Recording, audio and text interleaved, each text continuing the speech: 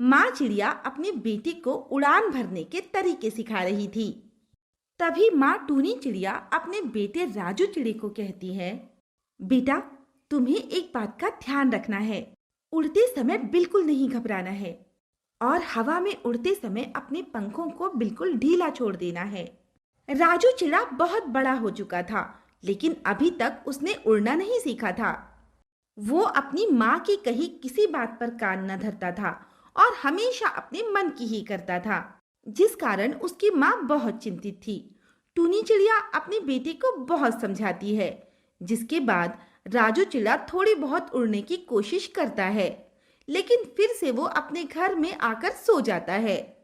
राजू बेटा, तुम्हें ऐसा बिल्कुल भी नहीं करना चाहिए। देखो, तुम्हारे साथ के सभी पक्षी बच्चे बाहर किस तरह से उड़ते फिर रहे हैं।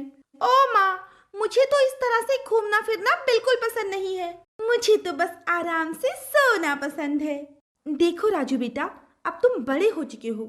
मैं कब तक तुम्हारे लिए बाहर से दाना लाऊंगी? अब तुम्हें खुद अपने लिए दाना ढूंढने निकलना चाहिए।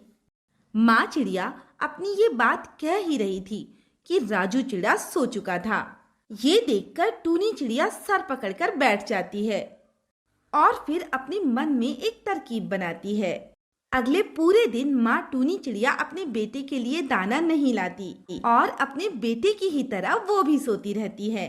शाम होने पर राजू चिड़े को जब भूख लगती है तो वो अपनी माँ से कहता है, माँ, मुझे बहुत भूख लगी है। आप अभी तक दाना क्यों नहीं लाई? बेटा, मेरी तबीयत बहुत खराब है, जिस कारण मैं दाना लाने नहीं जा पाई।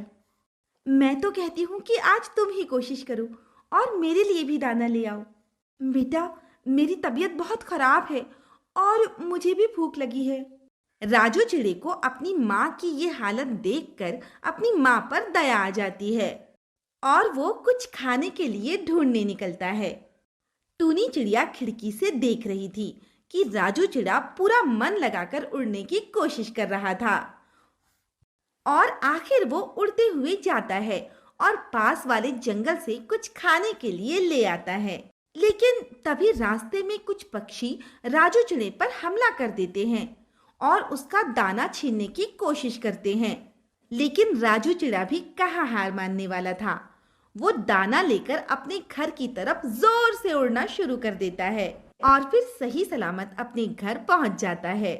वाह बेटा वाह, आज तो तुमने मेरा बेटा होने का फर्ज निभा ही दिया।